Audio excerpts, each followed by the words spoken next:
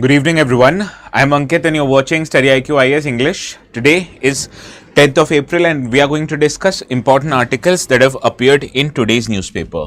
Now, if you look at this is the sixth article that we are going to cover. Now, day before yesterday, Supreme Court of India pronounced a judgment of whether or not any governor of a state can actually delay signing of the bills that have been passed to it by the state legislature. And this was a news because TN Governor Mr. R.N. Ravi has actually delayed in giving his assent to the bills passed by the Legislative Assembly of Tamil Nadu, and this matter eventually reached the Apex Court.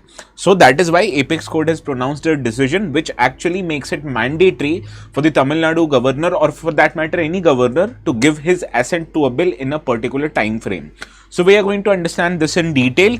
This is relevant from polity syllabus, therefore the relevant paper is GS paper 2, and it also deals with important provision of the constitution, that is article 200, so also relevant from that part. In the second article, we'll be discussing the latest move by the RBI's Monetary Policy Committee, that is to reduce repo rate and change its stance of the monetary policy. So we are going to understand in detail what is repo rate, how by changing repo rate can RBI increase or decrease the money supply, and naturally by increasing and decreasing the money supply, you can understand it can affect the overall growth prospects and inflation prospects in the economy. So we are going to understand this. This is relevant from GS paper 3 perspective, and also there were 4 articles in different pages of the newspaper, so we have to cover this anyway today. Also, in the third article, we'll be understanding about the Vizhinjam International Seaport, which is in Kerala, as recently one of the world's largest cargo ship docked in this port. So we'll be understanding the facts, the location, geography, importance, significance of this particular seaport. This becomes again relevant from GS paper 3 perspective, because in GS paper 3 you'll highlight a separate topic known as infrastructure, and infrastructure relating to transportation sector also is important from our exams perspective.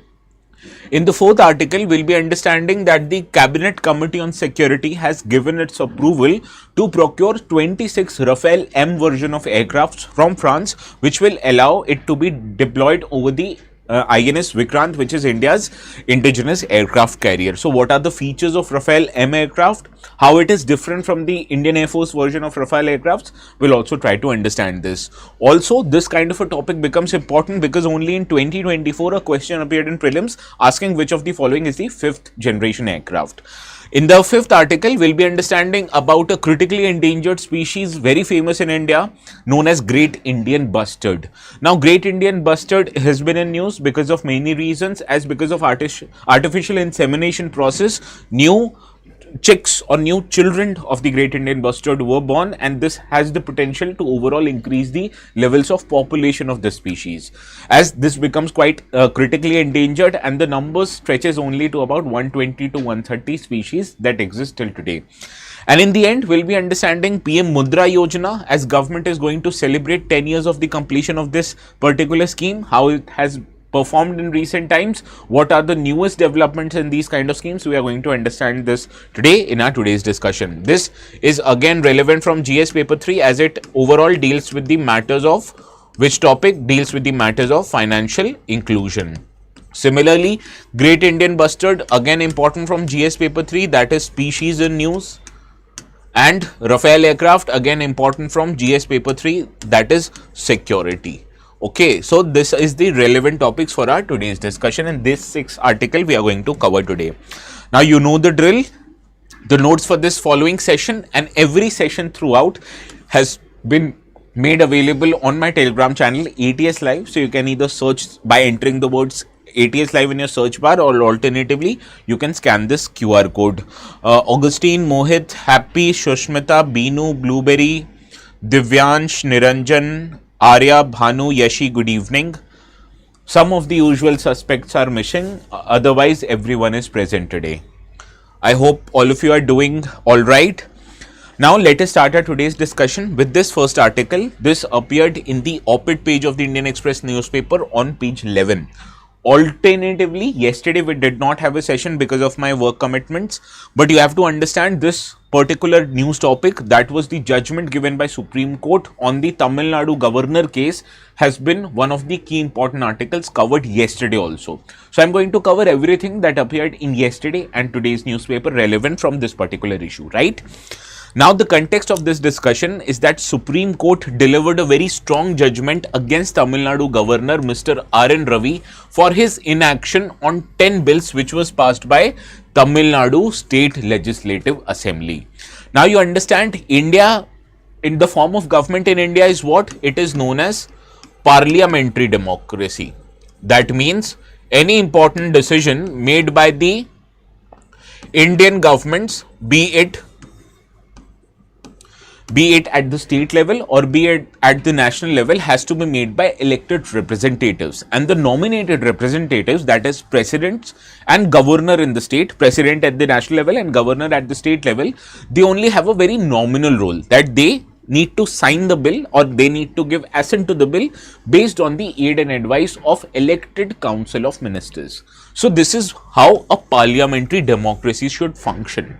However, if presidents or governor, they start acting on their own opinions, acting on their own whims and fancies, so inevitably it will endanger and it will disrupt the functioning of parliamentary democracy. So this is how any parliamentary democracy, be it UK, be it India, they should function.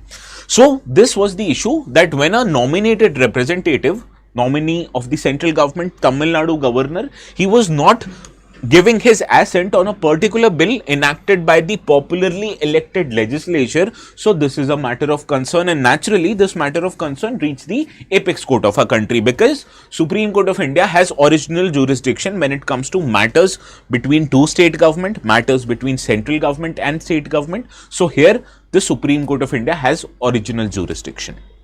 Now, let us quite briefly understand the governor's role in lawmaking. Now, Constitution of India envisages office of governor as an apolitical entity. You understand, governors, they are a nominee of a central government and they act as a head of state government in nominal terms. However, in reality terms, it is the Council of Ministers headed by a particular chief minister who has the real power in a parliamentary democracy at the state level. So, whatever bills that has been enacted by the state legislative assembly needs to be given assent by the governor as per the aid and advice of state's council of ministers, right? So this is how the functioning of democracy should function in India's political context as per the Constitution of India.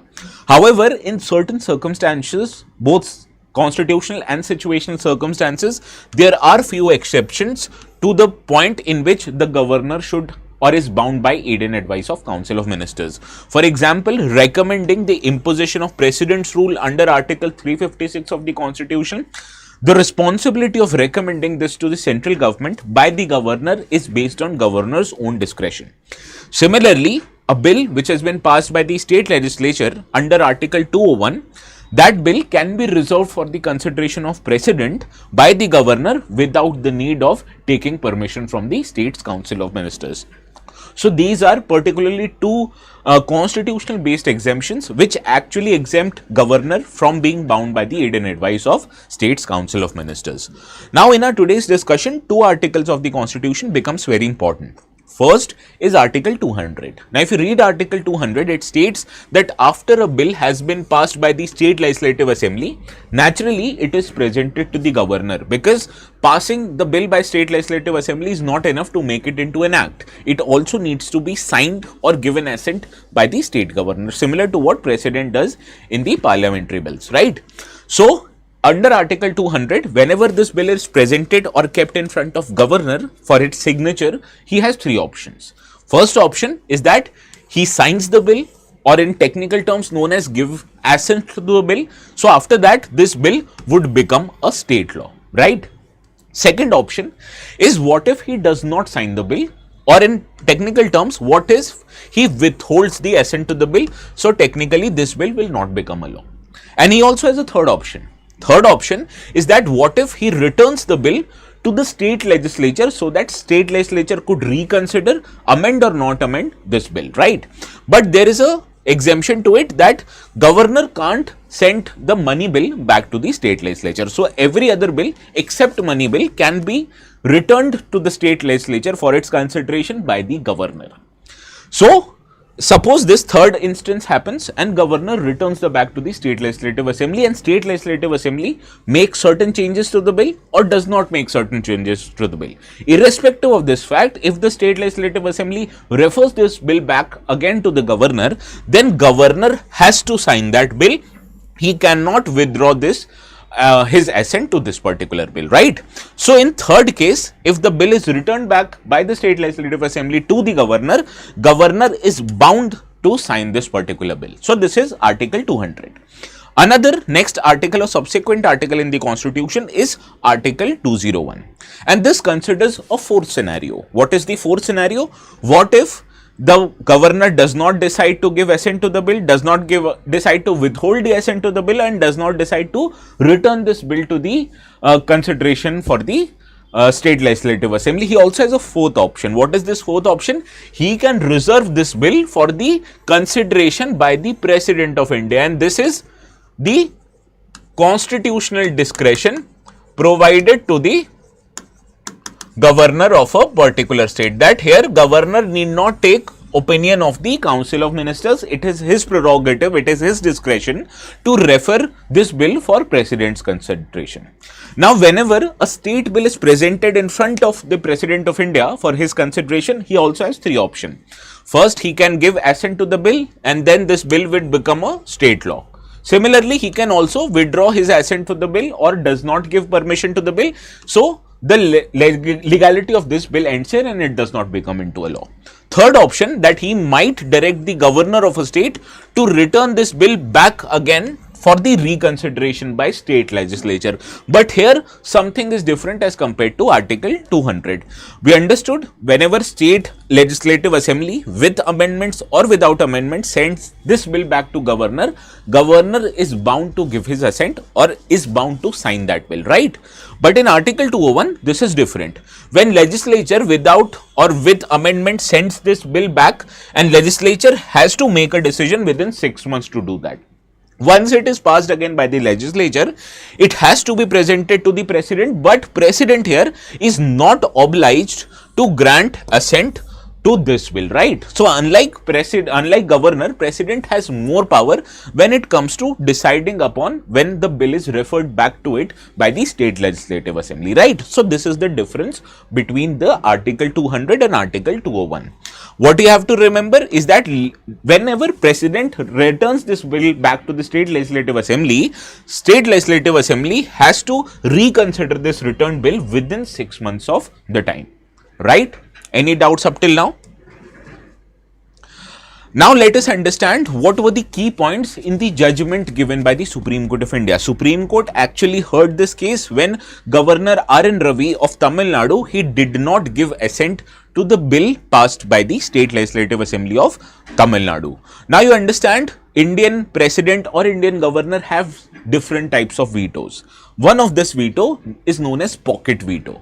Pocket veto actually allows governor and president to not give an assent or to pending or to not give his assent to a bill or to pend or not to decide on any kind of a bill for indefinite amount of period. So you can technically remember it. If some of the decision is made and I put it in pocket and I forget about it, that is pocket veto. So technically president can say, whenever the state council of ministers call to a president, sir, have you given the assent to the bill? Governor will say, I am considering it. I have not made a decision yet. So that is a pocket bill, right? Now this pocket veto actually was the source of grievances, that Governor R.N. Ravi hadn't given his assent to a bill after a long time. So this matter reached to the Supreme Court, and Supreme Court has said that governor's inaction on a particular bill is actually unconstitutional in nature. Supreme Court, it said that prolonged delay by the Tamil Nadu governor on acting upon 10 bills which has been passed by the State Legislative Assembly of Tamil Nadu, it was unconstitutional and it violated the Article 200 of Constitution, because according to Supreme Court, governor cannot delay on deciding upon a bill for an indefinite period. As governors, they are bound to act as soon as possible and cannot sit indefinitely on a bill, and this would actually amount to pocket veto, which is not allowed in India. So according to this particular judgment by the Supreme Court, pocket veto, that is indefinite, not deciding on what to do with the bill, is actually not allowed for the governors in our country. I will tell you what is Article 42, need not worry. Now another key points of the judgment by Supreme Court is that no presidential reservation after the repassage of the bill. I told you in Article 200, right? Suppose if governor returns this back for reconsideration of the state legislative assembly, and with or without modification state legislative assembly sends this bill back to the governor, then governor is bound to sign that bill. But what many governors are used to doing, that they then refer this particular bill which has been returned by state legislature to them, they reserve this bill for the consideration of president. So according to Supreme Court of India, governor cannot refer a bill which has been repassed by the state legislative assembly to president, and if he wanted to reserve it in the first place, he should have done this in the first time only when this bill was brought for his signing, right?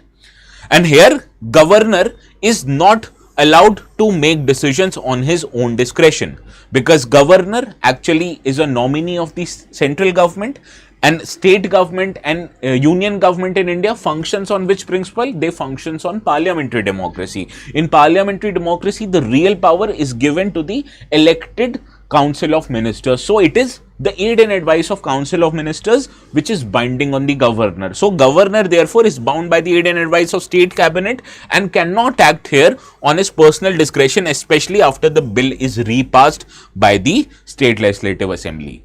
Now what about those 10 pending bills? Has Governor R.N. Ravi given his permission to has he signed that particular bill? The answer is no.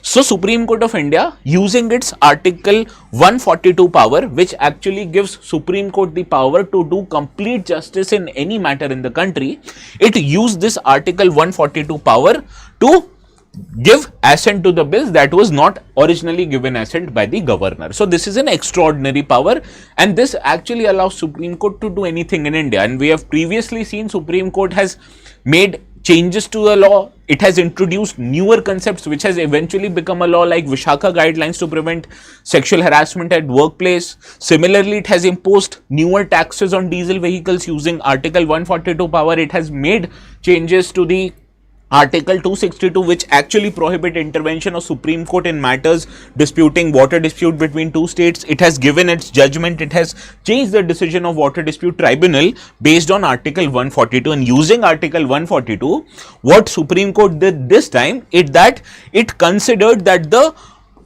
assent to the 10 pending bills has been deemed to be given, and it is a valid assent under Article 142. Understand? Any doubt in this? Divyansh, now it's clear what is Article 142?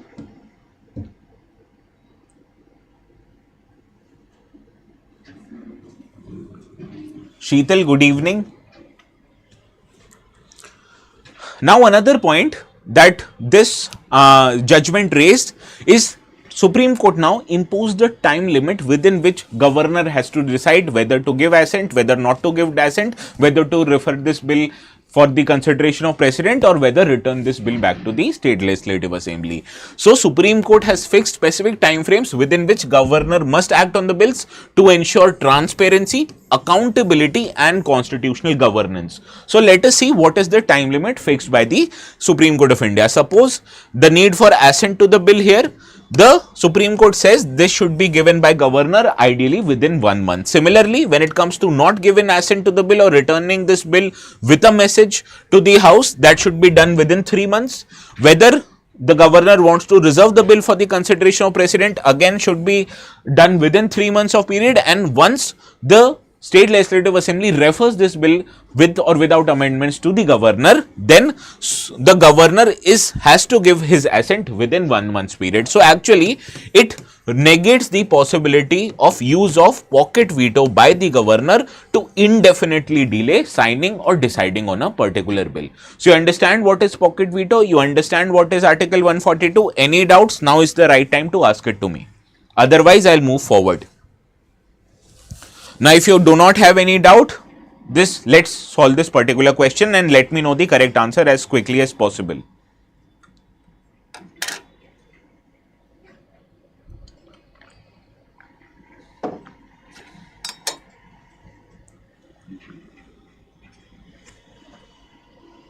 Consider the following statements regarding Article 200 of the Indian Constitution. The governor can reserve certain bills passed by the state legislative assembly for consideration of president if they threaten the powers of High Court. Second, if the governor returns a bill for reconsideration and the state legislature passes it again without any changes, the governor is bound to give the assent. Well, Bhanu, Yashi, Mohit, Binu, Divyansh, Shushmita says option C, Niranjan says option B. Let us find out. Now, there is a certain conditions given in Article 201 that in certain cases, governor has to refer this bill for the consideration of president. One of this includes that whether any law passed by the state legislative assembly, it reduces or changes the power of High Court, then governor has to refer this bill to the president. So, therefore, first statement becomes correct. Now, I told you, irrespective of the fact whether state legislative assembly amends the bill or does not amend the bill which has originally been referred to it by the governor, irrespective of the fact, the governor is bound to give assent to this bill. Therefore, second statement again is correct here. Therefore, both answers are right, both statements are right. So, option C is your right answer. Moving to this next article, this talks about the reduction in repo rate yesterday by the RBI. So, you can understand the articles today are filled in the newspaper, particularly in these 4 pages. Now, all of these 4 articles are talking about one thing, that is reduction in the repo rate. Now, if you look at the historical reduction in repo rate, this reduction yesterday that was made, it was the second subsequent reduction in the repo rate after a long time.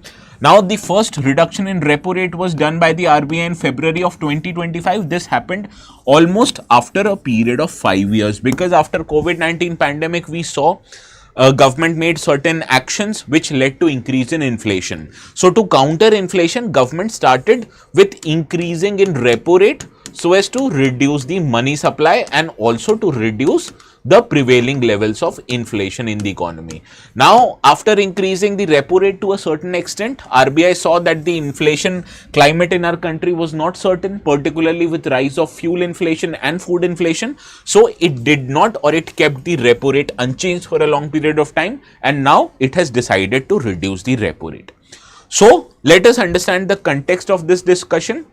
The RBI in its policy meeting of Monetary Policy Committee, it has decided that the context, I've forgotten where is the context, Now, this is the second subsequent reduction of repo rate. Now, the repo rate has been decided.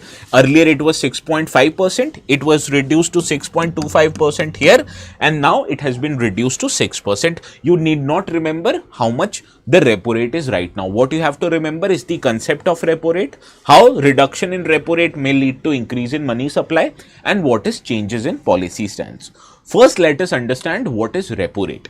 Now, repo rate is an interest rate that RBI charges whenever a commercial bank approaches RBI and demands loan from it. Now, this loan actually is given by RBI for a short term period, and the interest charged by RBI for that loan is called as repo rate. Now, banks are able to get this loan when they deposits government securities as a collateral. Understand? So, this collateral that the banks have to provide has to be in addition or extra collateral. Whatever they have used against SLR, those government securities can't be provided by banks for collateral under the repo rate transaction. So, once again, repo rate is the interest rate charged by RBI on the loans that it gives for short terms to the banks. Now, using this repo rate, you can understand RBI sets the tone for all other interest rates in the banking system, and through that route, the broader economy. How? Suppose RBI reduces the repo rate, so automatically all the loans that are offered by the banks, they become cheap. So, when borrowing becomes cheaper, you understand individuals, they borrow money from the bank, they use it for buying cars, they use it for buying houses. Similarly, businesses, they get loans from the banks and they use it to expand their factories, they use it to open new buildings, they use it to buy newer machineries, they use it to establish newer factories. So overall, this increases the spending in the economy, this increases the investment level in the economy, and in longer term perspective, this will lead to more job creation and reduction in employment. So that is how it overall leads to increase in the gross domestic product and the economic growth in the country. So this is how, by reducing repo rate, RBI wants to promote economic growth in the country. Now, why did actually RBI reduce repo rate? Now, the 6-member Monetary Policy Committee, it took this decision amid heightened uncertainty in the global market. Now, why is this heightened global uncertainty that exists in global market? And this can be primarily attributed to just one factor, that is onset of Donald Trump as the US president and him enacting the policy of reciprocal tariff. Now, whenever Trump in US is imposing more tariffs on any goods which are imported into US, naturally the goods now will be available at a higher cost in US economy. So whenever a good is available at higher cost in an economy, naturally its demand would reduce. So when demands for goods and services it reduces in the economy, you can understand in larger perspective it might lead to slowdown in the US economy. And as US economy is world's largest economy, so if the slowdown happens in US, it might automatically affect other nations including India. So therefore, there is a projection that if this unhinged policy of tariff and its effects, it continues, it will lead to lower global growth in the world economy. Also, this is the one consideration of lack of economic growth. What is the primary consideration of RBI? Is to control the levels of inflation. And I told you before, because of high levels of food and fuel inflation, RBI had increased the policy rate and had kept the policy rate at a similar level.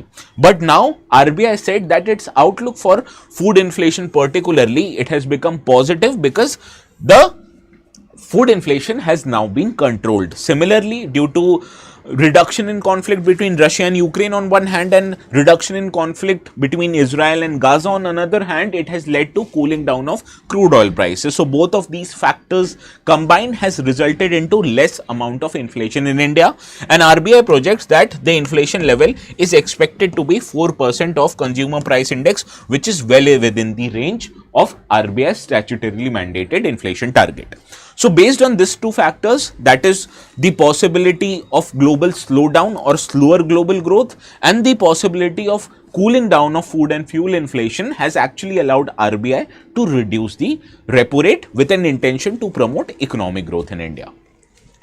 Also, what you have to understand that how this repo rate might affect you guys or how it might affect me, right? First is that banks decide on how much interest they'll charge on a loan based on two factors. First is external benchmark lending rate. Second is called as marginal cost based lending rate.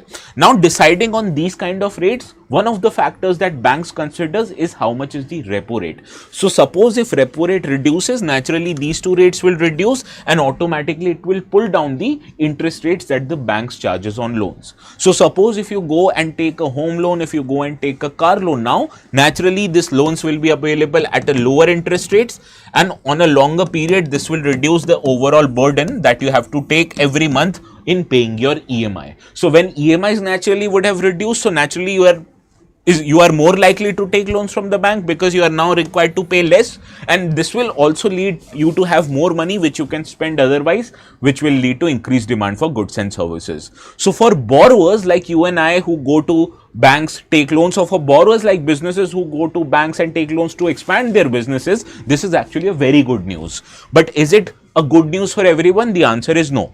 Suppose if you are a depositor in the bank, mostly senior citizens, because you understand senior citizens, they have a huge pile of money that they might get after retirement, and they have a propensity to save that money in the banks in form of fixed deposits and recurring deposits. And the interest rate that they get out of those fixed deposits, it actually helps them sustain their life. So these people, especially senior citizens, have a habit of keeping more money with the fixed deposits in the bank, and banks give them certain interest rate. Now, as banks is expected to reduce lending rates, naturally banks will also have to reduce deposit rate. So people who have deposited more money on the savings account, more money on the fixed deposits, and more money on reduced recurring deposits amount, their interest income will naturally reduce now. So this is one of the negative consequences of the reduction in policy rate. Similarly, if reduction in policy rate, you can understand it naturally leads to higher money supply and also higher demand for goods and services. So if supply does not increase, naturally it might also lead to higher inflation in coming period. So this might be the two negative consequences that might happen, but the priority of RBI right now is to promote growth, because currently inflation is at a very stabilized level at 4%. So therefore it overall will lead to higher economic growth. Now RBI makes this decision to cut repo rate depending upon various factors that I've already told you. First factor is inflation, second factor is economic growth, and third factor is global economic trend. So I've explained all these three factors, how RBI has considered these three factors and made a decision to reduce the policy rate. Now this was what RBI did yesterday, that it decided to reduce the repo rate or policy rate, right? But how will RBI decide in future? What will be the outlook of RBI future? How will we know that? We will know that by understanding the monetary policy stance, because monetary policy stance by the RBI, it actually tells you, it actually tells the market, and it actually tells all the stakeholders of the RBI that this is how RBI is looking at the investment climate in the future. This is how RBI is going to make decisions in the future, and that is known to us in form of stance. So yesterday what happened, earlier RBI stance was neutral, now it was changed to accommodative. So what are different kinds of stance? Let us understand this. Now first stance that comes to my mind is accommodative stance. Accommodative stance means going forward RBI expecting to follow easy money policy or easy monetary policy, which means RBI will do everything in future to increase money supply. And how RBI increases money supply? By reducing repo rate. So accommodative stance means that going forward RBI will look to increase money supply and reduce repo rate if the conditions allow it to. Similarly, the opposite of accommodative stance is called as tightening stance. Tightening stance refers to stance which RBI wants to reduce money supply and increase the repo rate, which is also called as contractionary monetary supply. And this is the time when RBI expects inflation levels to be at a high level, and it is the RBI statutory responsibility to reduce inflation. Therefore, it will follow contractionary monetary policy in that context to rein in the number of inflation. So in that case, RBI would adopt what is known as tightening stance, that it will say going forward I am looking to increase the repo rate and reduce the money supply. Now if RBI is unable to decide whether it will go or increase the repo rate or it will reduce the repo rate, then RBI says that my policy stance is neutral. Neutral means RBI technically in the next policy meeting can increase or can reduce the repo rate, so it can go in any direction. So this is actually not a fixed direction. RBI would actually understand the prevailing situation and then decide accordingly. So that is called as neutral stance. Understand all these three terms. If you have any doubt, now is the right time. Otherwise, let's solve this previous year question. This previous year question appeared in 2020 and I expect all of you to mark this answer correctly.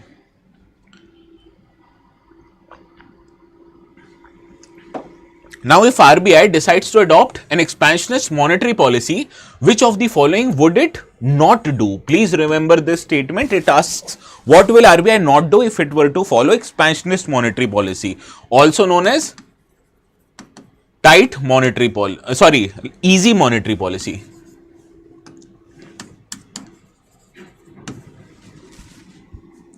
Bhanu, Yashi, Amar, Shushmita says option B. Let us see.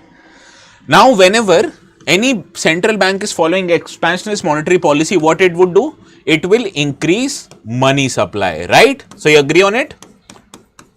And how can RBI increase money supply? By reducing interest rates. What are the various tools that allow RBI to reduce interest rates? These are repo rate, these are reverse repo rate, these are MSF rates, these are SDF rates.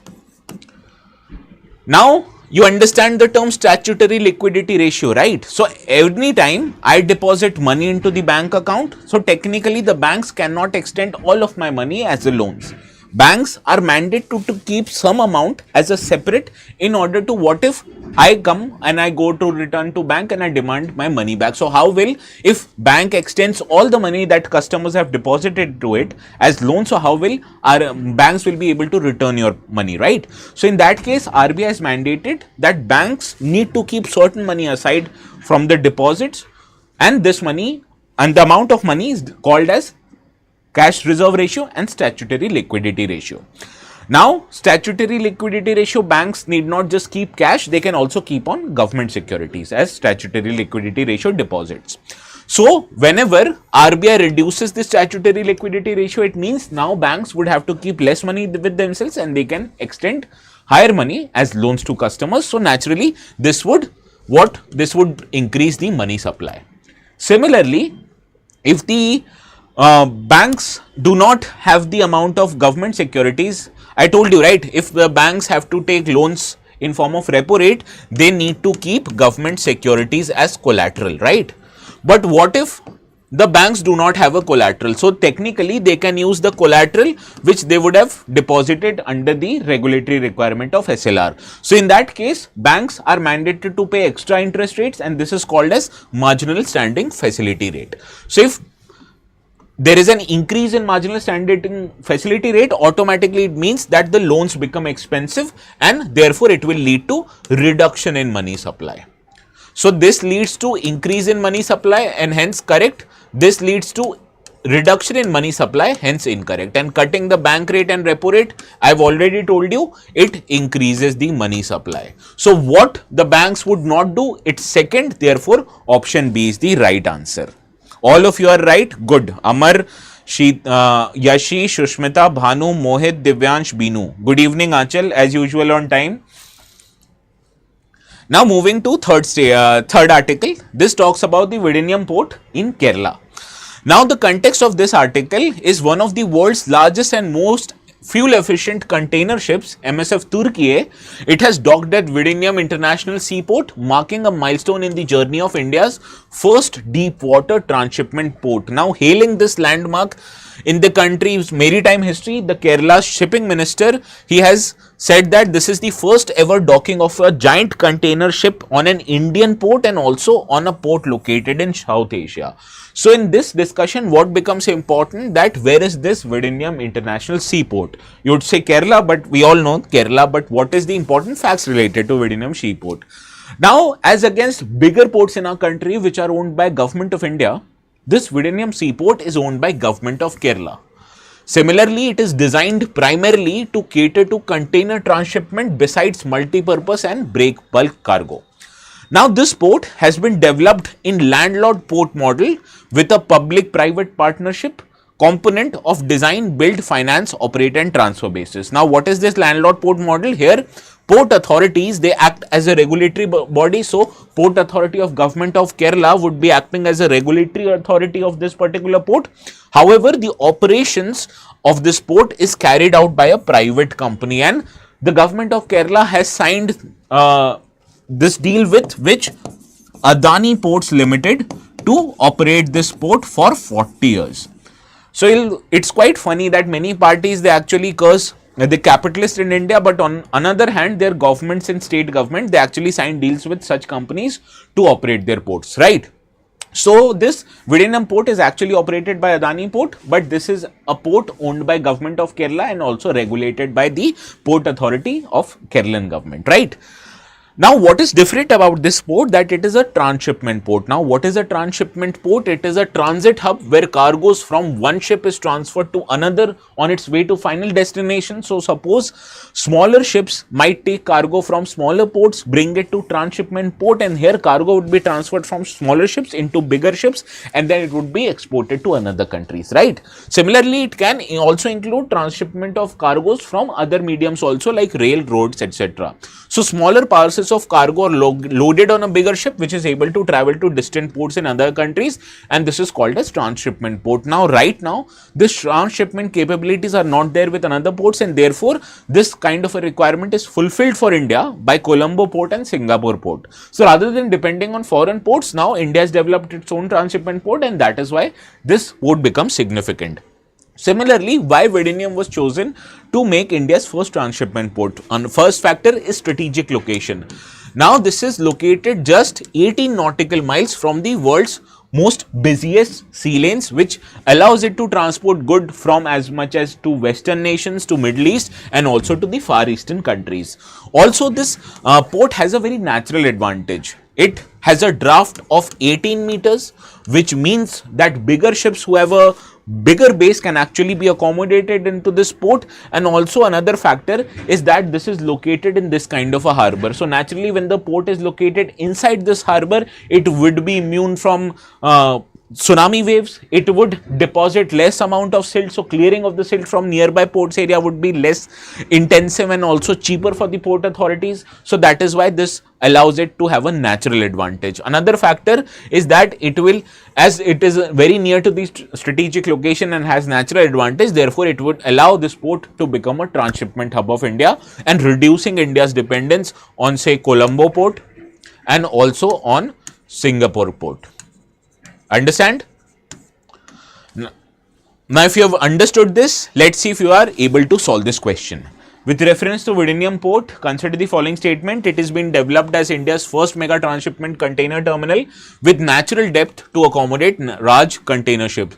Now, it is located on eastern coast of India, close to major international shipping routes between Europe and East Asia.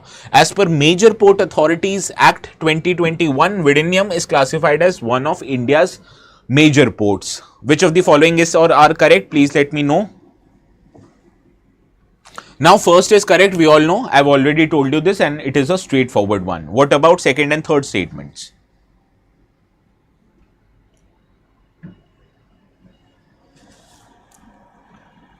Well, you should also look at option D.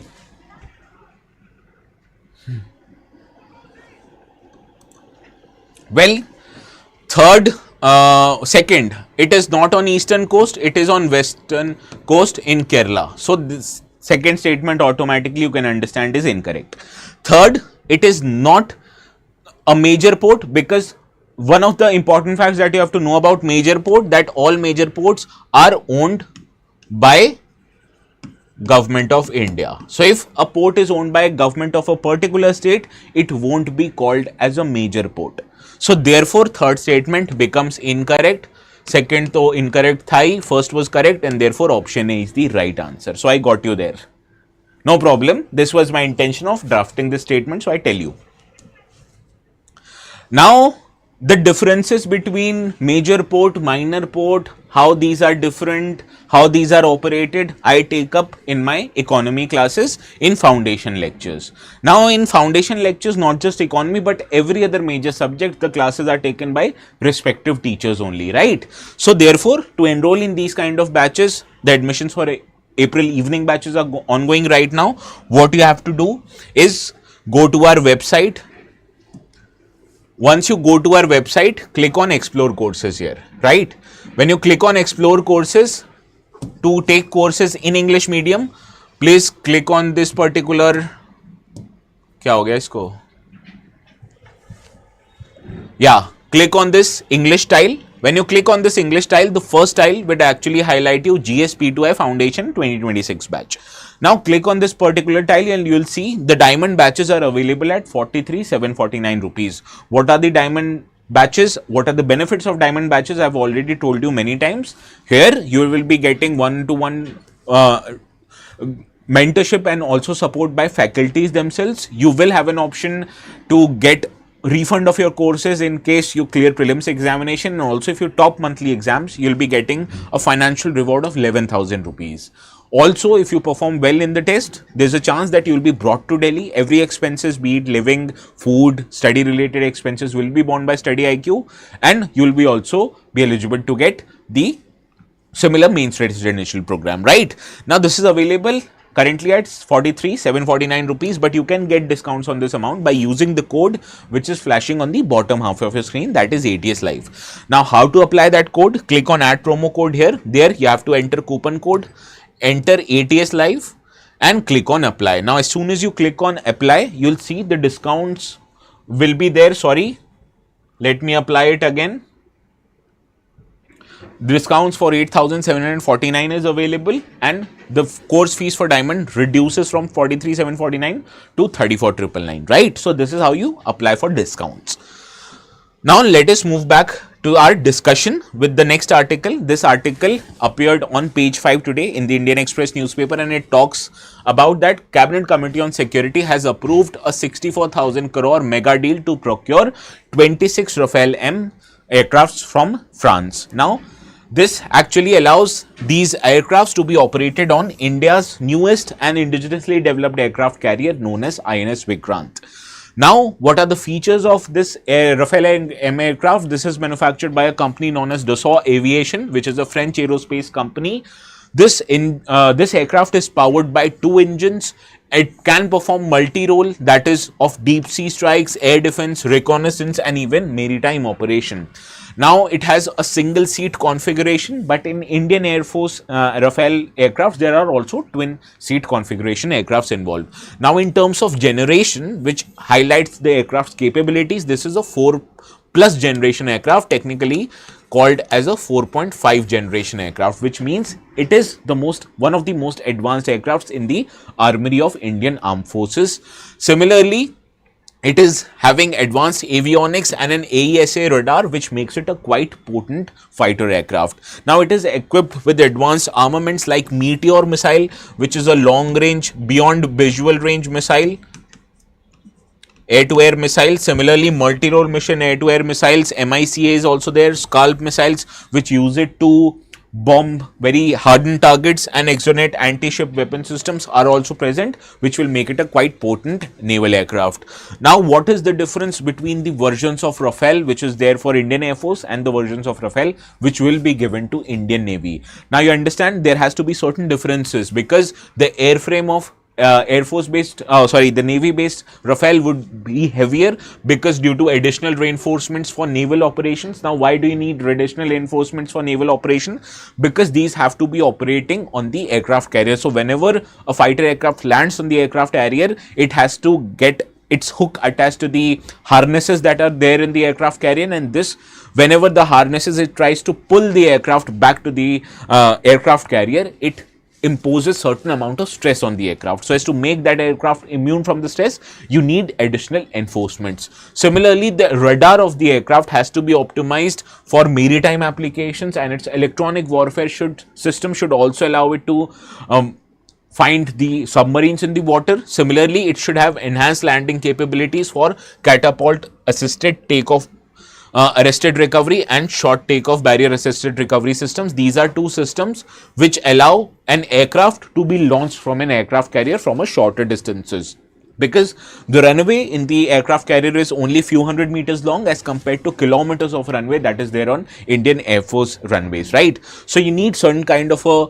system that actually pulls the aircraft and launches it into the air, in addition to the aircraft's engine power, right? Similarly, there are some similar features that are there which it shares with the Indian Air Force's Rafale. It has common suite of armaments and avionics, ensuring cost efficiency and maintenance and logistics. Because you understand, whenever you procure an aircraft system, you have to get your manpower trained to these kind of systems.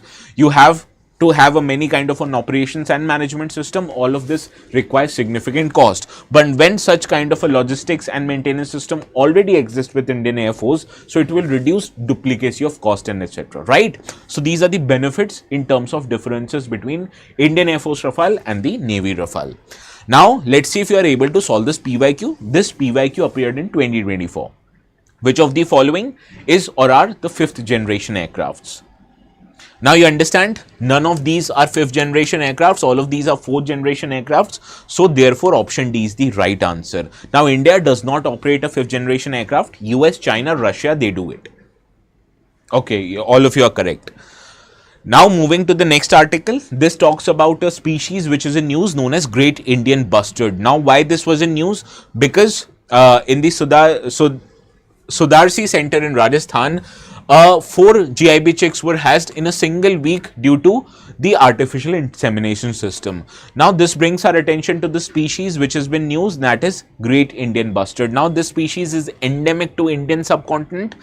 Now whenever a species is news, you have to remember there are 3 factors that you have to know, that is habits, habitats and protection status. So first let us understand the habits of the species.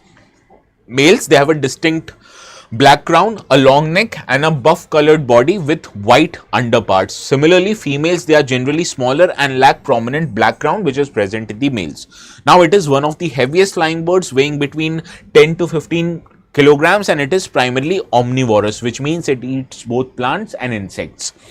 Now, this was habit. Now, what are their habitats? Now, these great Indian bustards, these are generally found in open grasslands, arid plains and scrub forest. So, therefore, in India, their population is confined mostly to states like Rajasthan and Gujarat. However, small populations, they are present in Maharashtra, Karnataka and Andhra Pradesh. Now, the third factor is their protection status, also conservation status. So, as per IUCN, it is categorized as critically endangered species. As per Wildlife Protection Act 1972, it has the highest protection category of Schedule 1, which means hunting and capturing of these species is prohibited. Similarly, CITES, it has Appendix 1 status. CITES deals with transferring of these species to other countries, and it is also covered under Species Recovery Program. That is, only less than 150 GIBs are left in the wild and almost exclusively restricted to India. So that is why you need to conserve these species, or you also need to increase the number of these species. So that is why it is covered under Species Recovery Program. Now, as I told you, the population of GIB is quite less, and it has witnessed many dangers like entanglement with the power lines and also their reduction in their habitat. So for that, government has brought in many schemes to conserve GIBs. First is Species Recovery Program, which keeps Species Recovery Program, and it is under the Integrated Development of Wildlife Habitat of the Ministry of Environment, Forest and Climate Change. Similarly, Firefly bird diverters are installed, which are flaps installed on the power lines. They work as reflectors for the bird species like GIB. Now, birds can stop them or spot them from distance of about 50 meters and change their path of flight so as to avoid the collision with power lines. Similarly, artificial hatching, which is collecting eggs from the wild and artificially hatching them, is one of the process through which these 4 chicks have been born. Understood? So this is how government is looking to conserve these chicks. Now, I've curated this question based on a very similar question which appeared in 2024 prelims, that was on flying fox bats, right? So similarly, I have curated a question on GIB. Now let me know if this statement or which of the following statement is or are correct. I'll get out of your way.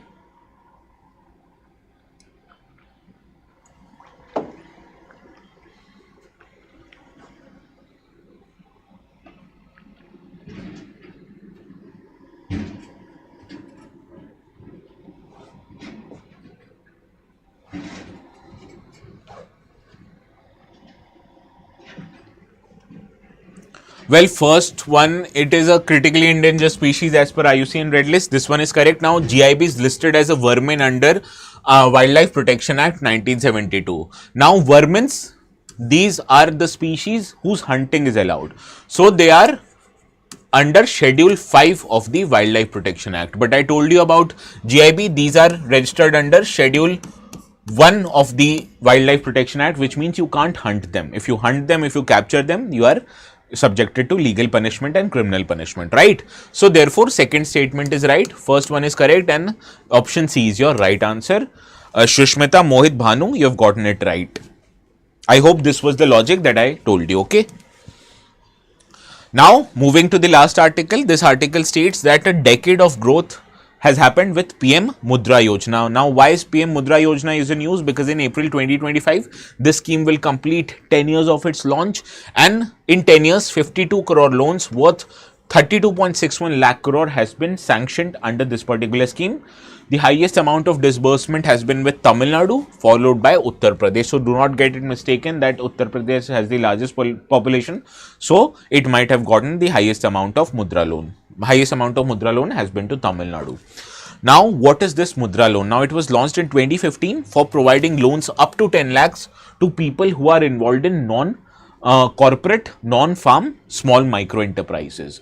So, the funding provision under this Mudra scheme is that a Mudra agency known as Micro Units Development and Refinance Agency, it is the financial institution set up by Government of India These loans are given to, the funding for this scheme is given by Mudra to commercial banks, regional rural banks, small finance banks, microfinancial institutions and NBFCs, and these financial institutions actually give the loans to customers. So Mudra does not lend the money directly to borrowers under the scheme. So please remember it. Similarly, there are different kinds of products that are available under Mudra scheme. Suppose if your loan requirement is less than 50,000 rupees, so you are eligible to get Shishu loan. Similarly, if your loan requirement is between 50,000 to 5 lakh rupees, then you can get Tarun loan. And similarly, if your loan requirement is between 5 lakh to 10 lakh rupees, then you are get Tarun loan. Sorry, for between, that is Kishore loan.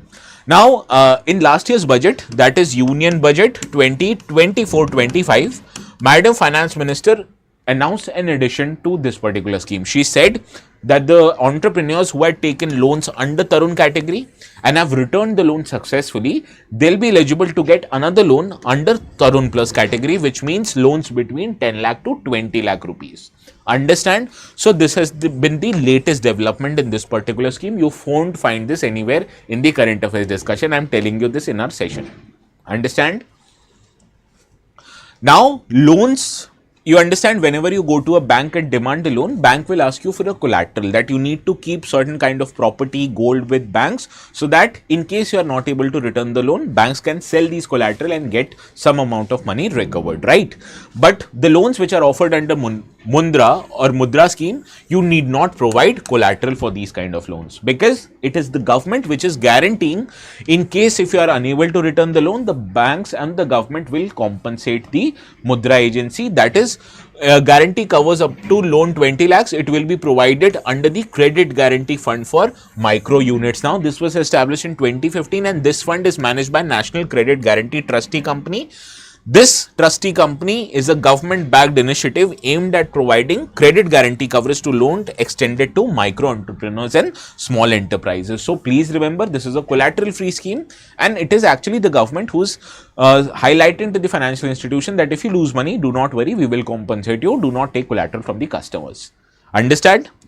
Now let us complete our today's session with this particular PYQ. Please let me know the correct answer to this PYQ in the comment section, and this is the place where I will make my notes available. That is my Telegram channel known as ATS Live. So very good to see you all. We'll meet each other again tomorrow at 4. Until then, please have a very good evening and a pleasant good night.